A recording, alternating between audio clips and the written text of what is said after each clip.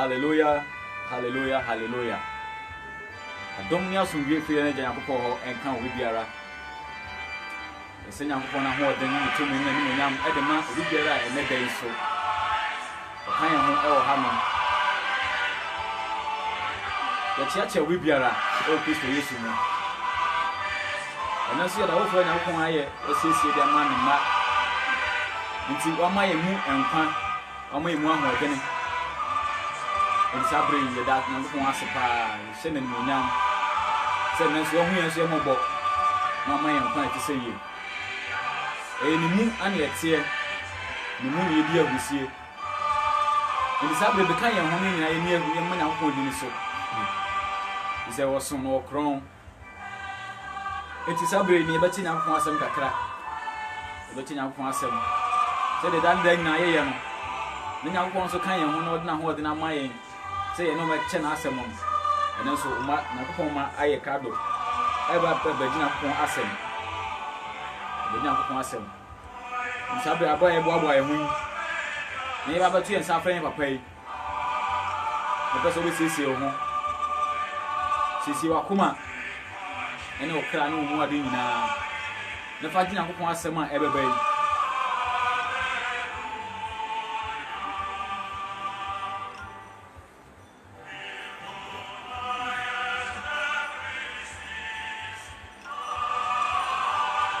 Bra wo tie dum na wo siesie ho sonkon. Ne wo Nyankopon asem. Na wo shira wo pa na mi shira wo.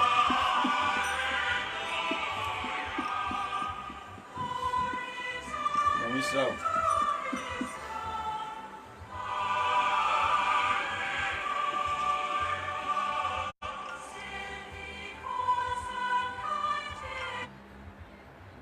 Amen. Sabre ya to yensa afre papa nje ntiamoa a Nyankopon siesie no e wa ewe bre mu se Nyankopon onfa na asem emre yen na onfa na ne yefiri yakwan bone so kwan bone bi a ye ne ye nesi so a de ye ko oseye mu no Nyankopon fa ne so no onfa tetene ye ne enko nya oso ahini ni mu chefa sabre ye nyina ye de akomapa ene ani je beto yensa afre papa eja ntiamoa na wa ba Nyankopon asem abre yen Nyankopon shira wo ai kasa na ye ni padisi o be bi o de kasa ne ndam kra de koba amen amen so afo mponi e na wontimi nda ho adi fo so mpo na wontimi na ho adi ya me ba ya me djuma na ye no de se fari ye wo ni so wontimi kwa ye bi amen se fari ye wo ni so a wontimi nya dai enkwa ye bi santas me hwe kwa ye foso edi nkomo wo wiase nisane ye wa yonkofa bi wo ewiase mu niema ye ba awurade ni ye fere a eya na no de ye pa amen anopa bi pesa me no ka awurade asem kakra bi na asem na me be ka no maturi di se ultimate justice for everyone amen onyankopon tem wo no wo de atowa mani pa bia wa asase so tie ni ye onyankopon atemwo odi atoa manipa bia wo asase so so yo oba so ya kwada so ya papa panyini sofo enti se eto da bia bitimi busa mo se wana gina nyame agina ne mu no eya no mo dwena temwo no so akenkan 1 Peter chapter 4 verse 17 a woka asem bi wo ho hyane nso 1 Peter chapter 4 verse 17 yan hwa asem ni firi woni yan kasa kakra da bia me ka asem kire se ade bia wo asase so ye e wona wiye tu ken ka Genesis 1:1 a fiti asenu Nyankopon bo so ni asase wo so ni asase Nyankopon sa no adwuma ana nipa nyina wo oso ni asase yeshem na se oso ni asase ni twamu akwa ye nipa ti asase so ni ebeka etan ni niema ne honam niema efiri adi akọ na dia poti na ade ho beto so wa asase so e na me kasa che nipa kenka ma me 1 Peter 4 verse number 17 o ka se mo se atifi ase mo se atemu a eye hunu mfiti ase atemu a hunu mfiti ase hallelujah amen tie wa atemu obi a eba wiase honam atemu nya atemu a ehu Supreme Court anya atemu a ehu Was atemu a ehunu fiti ase kenkan. Ose na ebre aduru se atemu firi ase Nyankopon fie. Ebre se atemu ni hyase firi Nyankopon fie. Na se efiri yanso kanea. Na efiri yanso kanea. Ebewie wona a wonte Nyankopon asem no sen. Amen. Peter ka kire di agidifo ewa. Sa atemu bi ba asase so. Bible say de wonyi Yesu Kristo ni wo bu na tendada. Sa onyi onipa ba ne nyede. Eni. Amen. Amen. Enti sasem o ka che wona agi Yesu Kristo ayede edie. Sa atemu bi ba e hya se frinyame fie na efiri so nkane akenkan.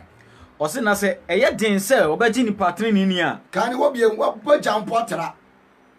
Wo se atemu ni hya se frinyankopon asori fie na efiri so kane a. Na efiri so kane be wie wona a wonte Nyankopon asem no sen. Wona wonte Nyankopon asem no sen. Wontie. Amen. Amen. Wana ye preach omo a wonfa. Wana nam bonim na akohwibere ne wona ankasa koma akonom na onfa.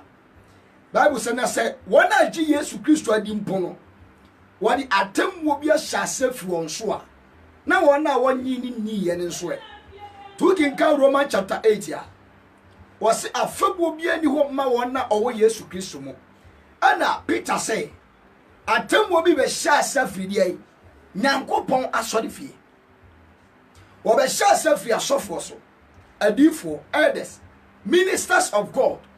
Ani a Christopher ne so adentia. Efisem petaku boni yedai abewurewurem. Entu obeyi nyantere ani mreche na gufa. Because omu nyina hye nwanhoma yete nsori de. Bible says Satan timi ye ne ho se hanbofo. Eti butaya awurade di beyi atemo na afri ne fie ano no. Ye wo Juda fo a won free Juda nanso so ye Juda fo. Sa ne wo Kristo fo a won free Kristo mu nanso ye de wo ye Kristo fo. Eti e wo se Kristo eso ne ye nyina ye de ye so he. Amen. Amen. Okay, in 1 Corinthians chapter 3 verse number 10 papa ken kama me. Fabra down kakra.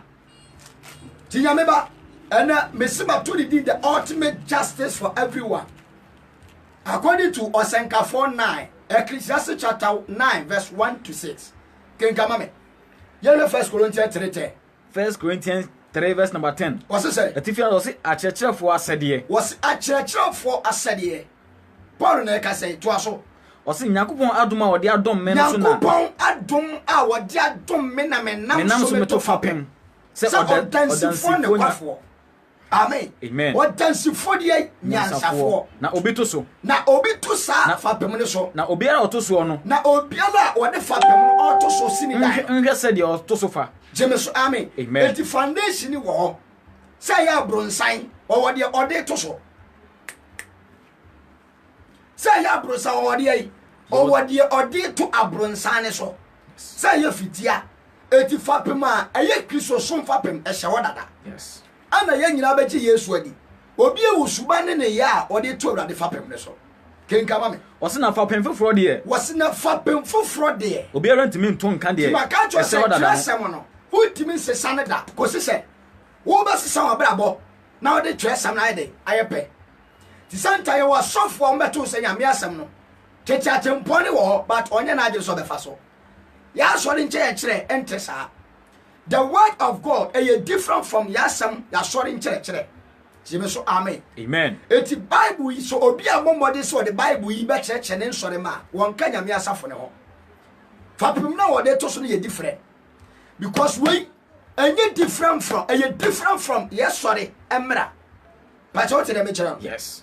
Was it the fapem show that dane de obi resen you sit to so fa kenkan. Was na fapem foforo na fapem foforo deɛ. Was na fapem foforo deɛ. Obiara ntumi nto nka deɛ. Ɛhyɛ dada. Nto nka deɛ dai. Ɛhyɛ dada ɛne Kristo Yesu no. Nyame ɛwɔ hawa oni Kristo ediri ɛwɔ ne fapem ho. Yes. Adia Yesu kasa tie bia wɔ mpɛ. Eti wo yɛ sɔfo nyame won konkuru ti mu a ɛkyerɛ sɛ deɛ na Yesu ɛwɔ so de to fapem no o to aso. Amen. Amen. To aso ma me. Ɔse nanso sɛ obi de sika kɔkɔɔ. One, obi di sika kɔkɔɔ. Dwetɛ. Abohene. Nwia. Esere. Abrodua. Eto fapem yi so a. Eto fapem ne so a. Obiara adwuma bɛda adi. Obiara nwuma yɛ dɛ. Ɛbɛda adi. Hallelujah. Amen. Yensia. Sa to aso. was na obiara nyuma bedadi awade e awo jam yes na ojane na bayi na di ose na edan bayi na di efri se wose na edan bayi na di efri se ojamu na ebedadi what dey o ka kire ono hallelujah eti ba ho ba no ode kristofo nyuma ekofa jam wonim se da yesu beba ode jana eba amen wakache no wase onfa nsu iri nse wiase bi ode oja token ka bible na yesi oja na yesu ni bebu atai hyane nso nti wo ba no ode jadi nanim according to Psalm 50 yes wasi ojadi nanim rehye de hye ade hallelujah amen eti obi a oni yesu kristo wo eye pe no obefa ojani ayedai akọ kristo nchen yes ti nyanwa wase de Shadrach Meshach ne Abednego egu funu no eye ja nanso kristo pie se ja ema wom adentia e wasa kristo fo nyina anwuma ko fa jadim patrot de me kire no yes amen amen eti enko first Peter hono yesa beba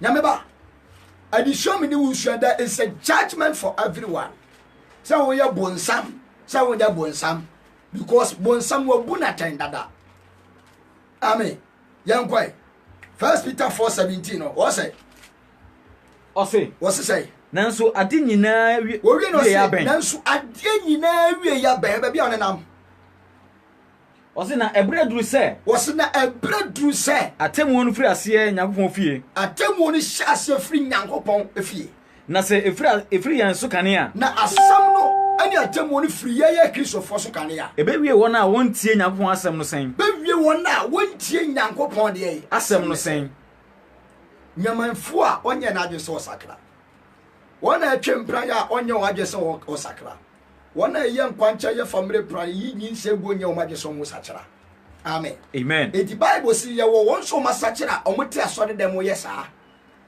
ti sanwa temu no de ba abeyi o maye de afri jemeso amen amen ti sanya ma wenti na yesu kristo ba asase so e ka sanka kristo fo adoso de a ankanya nyame ba abantem na onim biribi Paul ka asem bi was minim same kwache empataku bone ebe sori Acts chapter number 20 verse 28 bi o mame Acts 20:28 ya hwa asema Paul e ka che asuafo nyame ba dientia Yesu Kristo ani abere no owura sori da mo wa wo kosofo straight mu abusa ne se o de me honhom na ye adwuma ana wo ko di fo no straight wo de me honhom na ye adwuma ana wo ba asori ma wo straight san wo ti asori da minimum ana sa minimum Matthew chapter 7 verse 21 was mum free me nko ma mo ye de entene amen to asoma me Acts 20:28 what say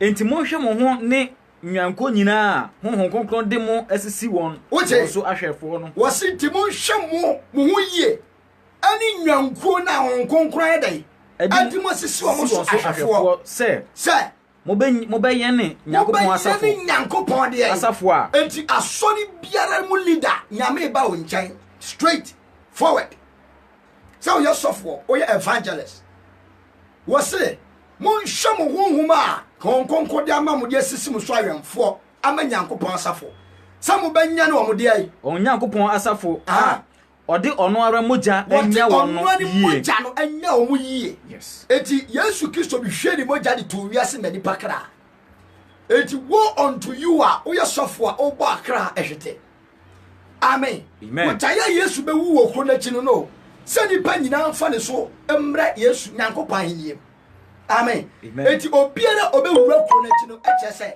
wade ne bone ato Yesu so eni kwa se wo hu bone ne wasore de eti asofo mo makwan ma bone kire nyame fie bunwie amen on se Yesu amu okro ni finfin wo wu okro ni de ai echi yes adentia wo rata de bone ni fie ni pa nyina ho no de ne tire ni ama asafa wura okro ni according to Matthew chapter 22 Bible say na aifuhia no ase no papa ne bai wo say awe upsi oya dan ni na unsha aifuhia na tade na che so bi ewura asore dan mo wa on hyetere ne atade ne yes ya ifuhia to kacha na somfo ne se momfa no nto ne ntwene bunim ba bia osu ene sekere ye den ewo amen enti asore dan mo de yete wo bebere obi abo Yesu din se me kacha so ye bonsam ba obedi matem me catch us say oye bayi ba ubedi matem adentia because unni nyame.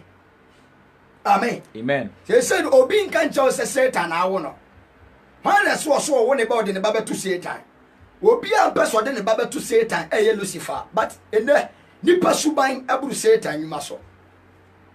What did you mention no? When was the last time obi wo ye o se me ba de me de ne betu Satan? Want to be funny banning to Satan. But Satan nyuma no omo ye. Jemeso amen. Amen. Eti Yesu be catch Pharisee for some de mo ancha mo free ni mu no ene obonsam. Na Pharisee for no din Abraham din da omo so. Wo mu nim se no musu Nyankopɔ but omo nyuma no na ye Satan nyuma. Eti Yesu saka asem wo Matthew 15. Was enumu na Isaiah ehye oman ne nkom ka kire won se. Oman ne de oman fafa ena yi mi Awurade maye. Nanso akoma ye den atwa firi mi Awurade me nkyɛn. Jemesu amen. Amen. Eti Yesu ba oba okuta judgment bi ode ba asase to asoma me. Osi. Wose de na minim se. Wose na minim sa. Me kura kire no. Me kura kire no. Pataku bone be hyɛ ne mu a. Be hyɛ ne mu. Orinya mu munyanko no kwa. Nyanko ne de ai. Ekwa. Eti wa sofo ne adifo ne Kristofo a obanyam fie. Wo wose obema ababa wa na ni abra opɛ bia kwa hwease. Ahwease. Ababa wa na mo hyɛ dress and dress nsa wodo ni nyina no. Tinti ayama kwan masane ma ni nyina awuram ni say Satan is using this. Some no mienu ye be yedai ye be hwease. Amen. Amen. Eti no be wura sorry them look at the dressing there. One atotonyom look at the dressing. As of mame for eba hwe omo dressing. Emeko for entoma ye twa wa sorry fie. Choruses atades miniskirt ni ade no. Jemeso amen. Wosim pataku boni be hyani nyanko ni ma orinya nyanko ni kwa. Eti before se wonya asore no no atwini pa 20 ede ekwawiase. Before se won free asore dem won kɔ no no adane bebre akoma ede ekɔ seyem. Brenta bebrase. Obreni pa bebre kra ede ase. Amen. Amen. Wasim patakufo bɔne be sɔre wasafo ni na orinyai nyanko ni kwa. Ha urade. Yes. James amen. Amen. Orinyai nyanko ni de ekwa. Odwombe yo maduane to asoma me. Wase ensomo ara mo nipa be sɔre a. Oche. Obeka nkontompo sem. Wase mo ankasa mo nipa na kyerɛ sɛ abɔntefo bi be wura ma betwe bi akɔ. Ye wi a ye ankasa so agye ho adi ni musu bi ba be sɔre. A wodi nkontompo ne de. Edi atwe asuafo no edi won atire. Wodi nkontompo so be twe asuafo na yɛde. Edi won atire. Eti wi ase fo de bo wura sɔre de na yeso ye sɔre firim. Sɔre titia ye ho. Ne asɔre titia ye ho. Tu be hu asɔfo bi enu ekontokwa. Edifo mi enu ekontokwa. Evangelist fo mi enu ekontokwa. Teacher fo mi enu nte omo wase. Tine de be preach at o na we so be preach say nye. Do be prasa ye no na we so be kasa nye. Amen. Wo se yan kasa ye mu nipa bi be sɔre di nkontompo na ada de hwefo no. To asoma papa. Osi entimunwen. Wo wi no entimunya dai. Munwen. Eti Christian might be a watchman believers. Yes. Amen. Amen. Eti se wiasini kacha se yo chema ayira kacha nsa sa na unwura ese. Yeah. Eti na Christopher ade aye nim ye ayenwan. So we are keeping the watching. Hallelujah. Amen. Ken kama me. Osi entimunwen. Was entimunwan. Mon kai se mfie miensa ni. Hwe o mon kai se mfie miensa ni. Anadwo ne awia. Anadwo ene awia. Minyane mumu biara afutuo wo. Nisuo mu da. Nyai mumu biara futuo. Manyane. James amen. Amen. Was manyai afutuo abidi tu mu. Yes. Anadwo ne awia me kasa kyerɛ. To aso. Osi na afei de. Na afei de. Me de mo ahyɛ Awurade nsa ne na adoma asɛm. Oche. Esemu. Was me de mo ahyɛ Awurade nsa ne na adoma asɛm. Ɔno na obetumi. Oche de me asi hɔ. Amen. Wanu na obɛ dai. Obetumi de mo asi hɔ. Eti Paul mpo na wo gyina safo na nim kasa no wan kan kyerɛ sɛ general Paul na me de obesi hɔ. On sɛ na Christopher ni egu asɔfo so. Me bishop say, me sɔfo say. Oche Paul say wanu Awurade Yesu Kristo de betimi di ayɛ asi hɔ. Amen. Amen. Eti na Paul ni tumi sɛ obetimi di asafo na asi hɔ. Na ya dan na Paul say me ma hye Nyankopɔn adom asɛ wanu ɛna obetimi di ayɛ asi hɔ. Amen. Amen. What edi be biem. Ɔse na wamamu agyapadeɛ wɔna. Wamamu agyapadeɛ wɔna wate wɔn ho nyinaa mu. Wote wɔn na wayɛ dɛn? Wate wɔn ho wɔn na nyinaa mu. wɔtima te wɔn ho free wiase bɔne wɔde agyapadeɛ bɛma wɔn. Hallelujah. Amen. Nyame ba be a watchman for belief I Christ The judgment is coming. Atemoni de adawma ni pabia. Amen. Amen. Wama ehwefo ne ahomane so tomi. Sa won konko ka sampa ne nkyere. Won sa yade. Won to ahomane. Bible say ni giemu no obi akona Judas Iscariot ye dey. Eka. The miracles now we ne de emfa nyame ho. Your preaching doesn't matter. Amen. Amen. Say so amen. Amen. Unchira am found, but I am telling somebody. Yes. So I'm going near Baho so they are. Eti found sense was I can sit in the church and found. Many a there was suffering found. Me yema God doesn't care about this. Yes. I tell you to air careful say be a singer at the still or heaven. James amen. Amen. Eti baby am you too for kwakodu no. The judgment is there for everyone. Hallelujah. Amen. It be a watchman. Ezekiel chapter 33. Ezekiel 33 verse 1. Mame. Was entimunway. This is a town for Christians. When you was a Christopher down. Shaniaba Eberiase and Shaniaba Eberiase. According to Luke chapter 21, verse number 34, Oka Assembly Hall. Was it? Mumway no money na mum pay and say, Monya what ding the Jadafi a reasimum quanima erebaba. Hallelujah. Papa to us, mammy. Ezekiel 33 verse number 1 going. At if yourself, I was home from our for no I said, whom from Iran for the day. I said, yeah. It never catch Ezekiel. Amen. Amen. Ezekiel, your dear phobia, a radi in Wadi, Echelano. According to Ezekiel chapter 1. Yamida, Niamina, Gentia, Jerusalem, echo no moon fam. Amen. Now we know yet, say, Afe, Gentinie. Whom from us are for I said you one was from Yama Mano. Not yet. Osina Eradia Samba maintain say. Now yes some bami Ezekiel say. Onipaba. Onipaba. Kasachira woman ma. Kasachira woman ma. Nekachira one say. Kacha one say. Seme den krante ba asasi bi so. Krante bi ba asasi so. Na asasi no so man no yi. Na say asasi so. Wonu merima bi. Eyi omumu barima ba ko gina ho. Na odi no si wenfo fa. Na odi ni say. Esi wenfo fa. And the pastors and the leaders must be the watch corners of this word. Hallelujah. Amen. Decide our pastors and the prophet must be the watch corners of this earth. Say you want to a free yanko ponchaya day ever. Amen. Amen. Christians must be the watchmen on this earth. Hallelujah. Amen. Wasn't so you are Bama Bako Pejinaho. No one tell one cranta never fast as see so. That's what you pamu catch or man at Trasmabe. Osina odi ni si wenfo fa. What did you see when for? Na ohunu krante say rebas asene so. Bakacho says abusua bia nyankopon ni pasuro bia ni wa. God cares us family.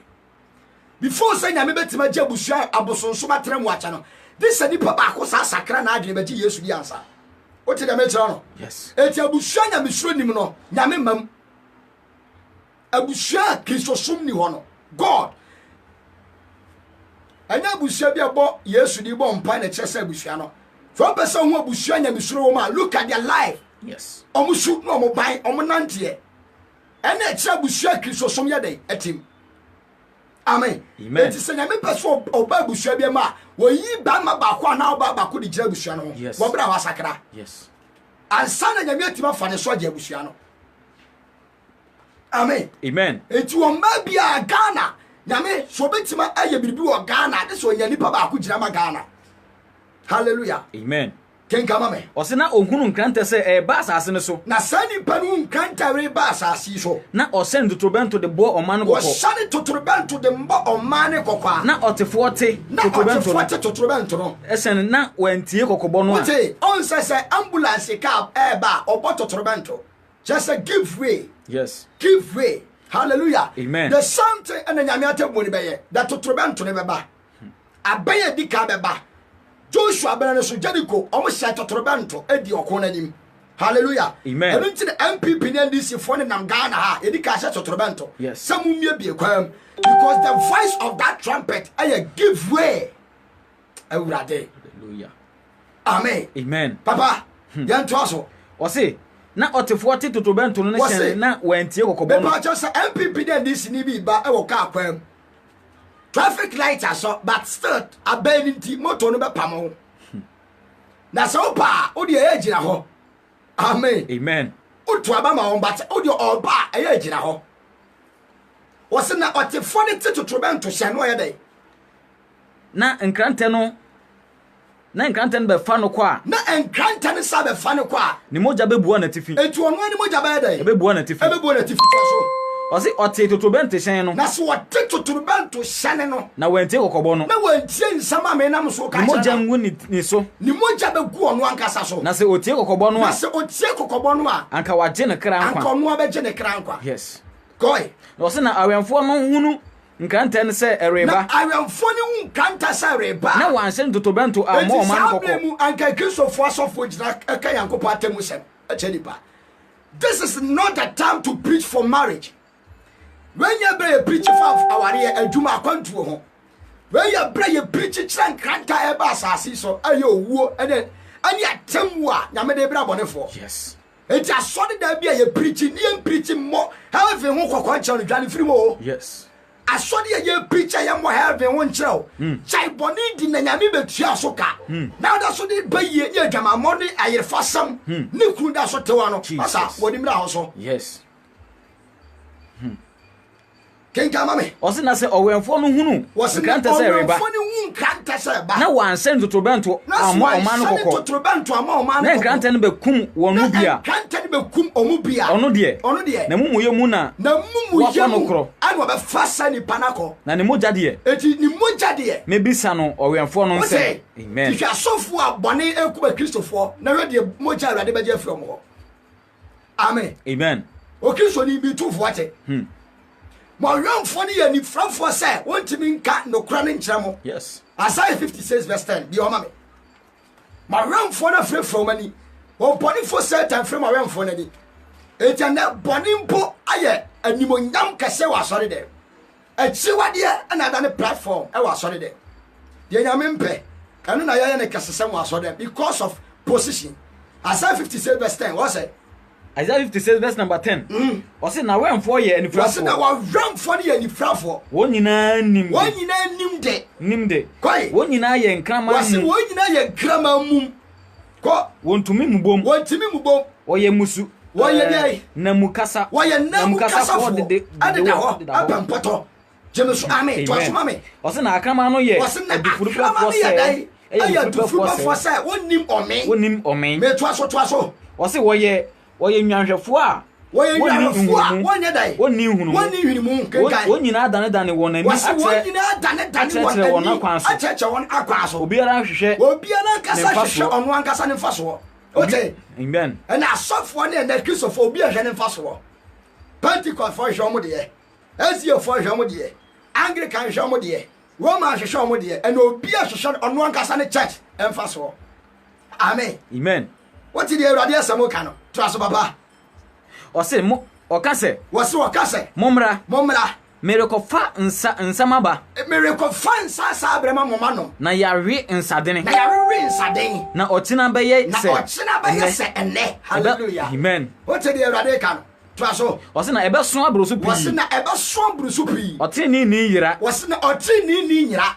na obiara mfa nse na koma mu amen ayejira wasi watini ni yira na obiara fa nhyɛ na komam woti ase kenka me wasi na ofa marema papo ofa marema watene kɔ na obiara nwene ho sɛ bɔne a ɛbɛba no enim na oyi trene no woti ase ya nyina eti ade a enani pokasa abɔne fo nkwa na ewu nyame yi a Kristo fo firi ni mem amen unim sade e nyame abufo ba na ma ano jojo e atene ne fo ana unim Ewade ka Abraham ka kire ewade sese wokɔ Sodom and Gomorrah na okonya atene ne fo maako 20 obese cross da bi amen eti Ghana enche Nigeria ntokwa betime si Ghana nche Cote d'Ivoire ntokwa betime si Ghana nche America Ghana nya atene ne fo nche America o Ghana nya atene ne fo nche Nigeria ntokwa si wa bombo da ho Iraq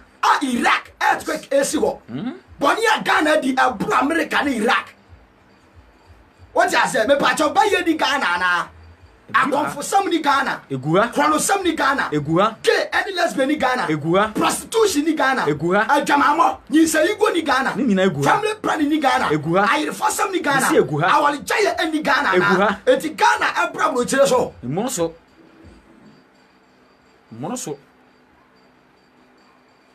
Jemesu amen. Amen. Eti Ghana say Ghana eni abawo.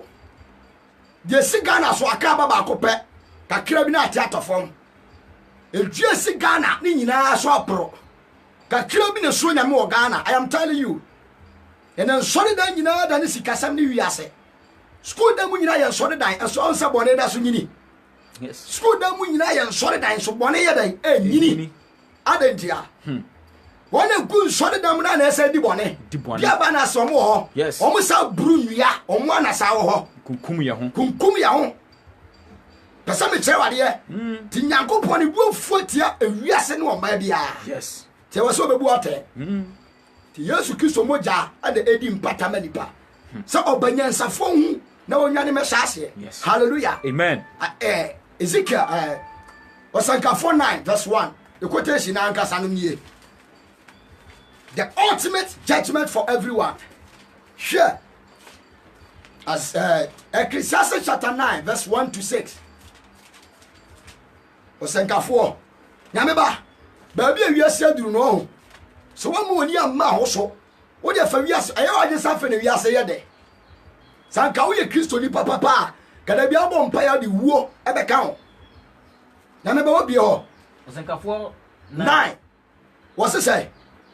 Ose nkwa ho mfaso ne anigye. Nkwa ho mfaso ene de. Ene anigye. Nkwa je ho mfaso ene anigye. Wa so ma me. Ose na ye nyina na. Wose na ye nyina. Me se makomam. Ana me Solomon bele se makomam. Na me pepe ye nyina mu. Wose me pepe niema nyina mu. Se atenenefo ne anyasafo ne won. Ene anyasafo. Ene won nwuma. Ene won nwuma. E wo Nyankopon nsem. Oje. Yes. Trio atenenefo. Ene anyasafo. Henfo ne anyasafo. Wi asefo no no. Yes. Lawyers, judges, politicians. Anyone that was so Nyankopon, doctors for nyina. Yes. Wo munyuma wo Nyankopon nsem. Awurade. Hallelujah. Amen. Was one nyina wo Nyankopon de nsem. To asoma me. Wase na odo. Wase na odo. Otani o. Otani o. Wonipa nim. Wonipa nim. Wase noma nyina ye won pe. Wase na nyama nyina ye nipa pe e wa asase so. Ade nyina ye pe in the sight of God. Kenkama me. Wase na ade nyina ye nipa so pe. Wase na ade nyina ye nipa so pe. Nkrabia kro no. Wase nkrabia kro. Eda ho ma trini. Eda ho ma trini. Ene obonefo. Me pa cha trini ni nwu. Owu. Bonefo nwu. Owu. Bibia nwu ana. Obia bewu. Nwu. Obia bewu. Kama nwu. Obia bewu. Agwa bia nwu. Obewu. Bible say atwa sani pewu preko pe. Na wu na chinatemu ene. Eda ho ma no. Nyabisha. Yes. Wase nkrabia kro na down ma nipa nyina wa asase. O trini ni ane obonefo to so. Wase na onipa pa ne ohotefo. Wase onipa pa ane ohotefo. Ene de ne ho gu ne ho gu fi. Ene de obo afode ne. Obo afode. De omo afode. Wase ne de omo afode. Omo nyina ya dai. Wase onipa pa te se odibonyani. Wase. Wase onipa pa krabia te se odibonyani. De oka car accident. Enye nyamanfo nkwa na nya accident o. Wo be kono bi osoro nyame ni ti atete ne nsa nyina atete. Uguo. Obi nsa ne na atete nya adwamama asam. Oye Kristo ni pa. Eti Jeremia ka asem bi se aboni fo krampo wa hode se ne tere ne efo. Amen. Amen. Obi antiboni ya da so te ase. Hwa busuani. O hwe ni pa we pa nka wo sanka nyame kuno ba to onyini che. Onyini che. Ene wona antiboni mpo onyini che. Yes. Taiwa je se yana nanu ebi wa wo nya ba 120 years 90 years wose nyame ahira no da bi and aboni for ni ponyini che sa tere nefo. Amen. Amen. Because obi di 90 years oda so no msa ana woni ampa oda so no obi di 120 years oye ba ifo oda so te ho what as obi di 100 years oda so ba dwaman oda so kun sase ho. Yes. Ti adi aseta de wi omo no. Yes. Eti ye expect say one anyini che sese no ana ya tere nefo da bi. Amen. Amen. To asomam. Ndi wose de okan tam te se wose na de okan tam te se de osro enkanta ye bone de wose ye nyina ye bone de wo ye no owie ase wo ye no owie ase enyina mu kenkai wose se nkrabia wose nkrabia kro da ho wose nkrabia kro na da ho ema woni pa nyina ama nipa nyina entin so na bone ye aye nipa ma akoma mu oche akoma ma nkra bia kono da wo ma nipa nyina na bone ye nipa akoma mu ma to aso na adamo wo wona akoma mu adamo nso wo yakoma mu ara adamo e wo yakoma mu wona akoma mu ara won ona setena mu oche yes to aso ma me wose na eno akiri no wose na eno akiri no wokọ awufuo nchen oya dai wokọ awufuo nchen ona si owu ayansie no be si obia sikani be no owu ye de na sinse wiem amen ona so ndo owu we yesa yasinse no wiem se ona yensie no wose nipa nyina kwa adamnam to aso ma me wose na hwan na woyi no wo mu na hwan na obayi na firi mu ati asefo nyina nchen ati asefo nyina nchen na anidaso wo wose na anidaso hoyi wose na okraman a otiase ye oche okraman otiase ye sene jata wawuo hallelujah yes amen okraman otiase eye sene jata wawuo to aso wose na atiasefo nim se wose na atiasefo nim se obewuwu na awufo de wonim bibiara me pa chawo da ba na oso awu dadaada wasori asa be ko nsase ho dabi wose na atiasefo nim se obewu to aso mam na awufo de wonim bibiara na woni akatua biara bio woni akatua bia wa asase so bio na mechao kenkama me wose na wure free ne nkaye wona free ne de ne nkaye be se da wo bewu no awurade da wo bewu no onkai bi bia wa hawo James amen da wo bewu no obeka wo mistakes ya oyedai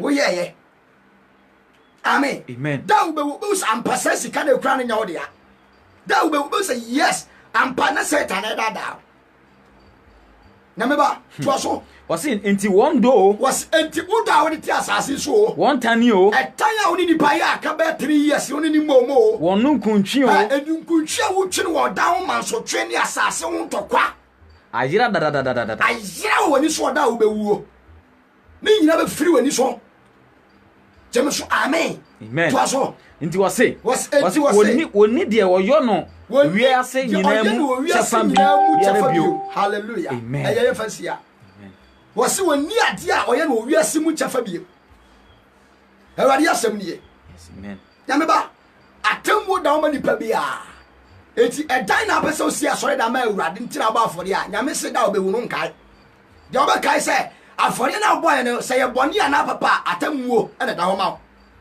tight ya wutwa awurade so wu a onkai na se obekai a sada se ye papa ana se ye boni ho atemwo ti bible si mi kira makatua me di bro bia se de ni nyuma ya de esie amen enti abrabo bia obo na asase su se yo se nyo da wo bewu no obekire James amen ti asofo a ete nsore adifo a ete nsore anonti oil nsanyame na se yusu a okoduru a watemwo ho sanyame na dia ma wa oseme nka nkire ene se twe mfiri ho yes amen akwankire bi odi mani pa sanyame na se tonton dadoa tontonsuo ene ne ma bone ma anipa de a ene de wo ho wona ne ntem so obi asanyame frɛ no no na nipa ne yenkunya ne enyira ho yes mitia nyame frɛ me na wonyira ho ana so nyame frɛ no na menyina ho yes but nyame de onim akoma mu nyina ba bi ofrɛ ho amen se nyame frɛ wo a obehu de amekyerɛ yi se nyame frɛ wo nso a ene nsɛm ya me kai mu anim na wo so na sakra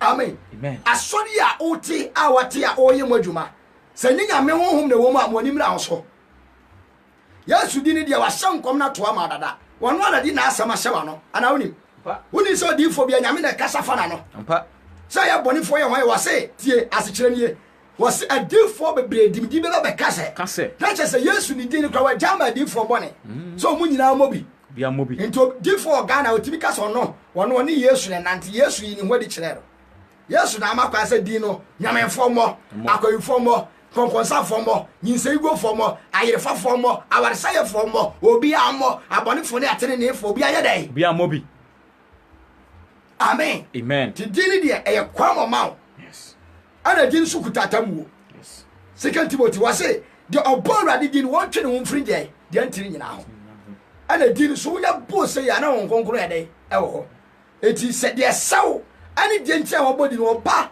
na wa mo di din watiri ni mu a wo de akatua ya de to so eti yesu din be bra bobo yale James obi abra obewuo because yesu din ye mo ne kwa o ka kire Israel for se mo awurade Yankopɔn di di ai akwa na de obo ye Nyankopɔn din ni kwa no ori ma ne nya ne ho tototo enti yale bi ho abawa eye din na obodi didi mo na ya yes obeti bi bom pai bo Yesu di so kwa anrobe ni wa kwa aba amen amen ti Yesu di ni de mo ne kwa James amen amen me sanya Nyankopɔn ni pa bi a wo tie me obi biara o tie me se oni beba ho so na de me kan o de be kwa adwendwiri mu yi a oni beba ho so yi ama adwen sachre bi ayadai aye wo dia mi de mi tuufo aye kokobo ana me de ma wo se de wo ye bia no me beba kobu mu dia ho aten ti se mi koduru ho na me ye ni ya enhira ne me na anye ni ye nso a me amasemwa yes ene sa dia bra me tie se senkafo se me mfa ho den anya me kra nkwade ho de adwuma amen ti me ya no me ye ni se me nya de emfata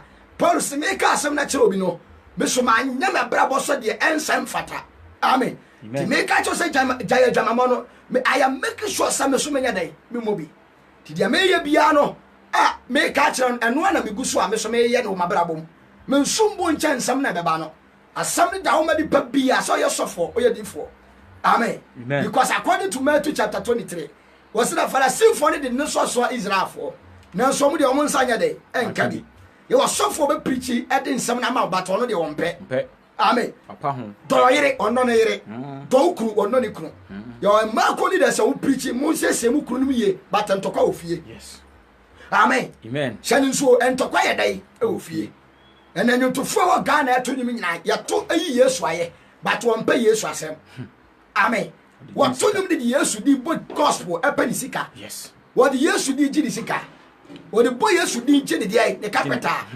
amen nto no on fa ho asem no ehia no ni sika wo pe ni na dwuma wo pe ehia no wo mo yi movie Ghana actors and actresses wo mo nyame di no o mo de je o sika yes amen movie mo be adwaman fo movie but de bompa ye say rade mo no mo nto movie no wano de bo Yesu di ya dai agiri sika but Yesu asam de wo mpe enso movie no so ba be say nipa o yes ti nyame amakwan so obi aye dai eni Yesu di no ne travel ni dura awrade nshira amen ono mo amen wo Yesu di mo amen amen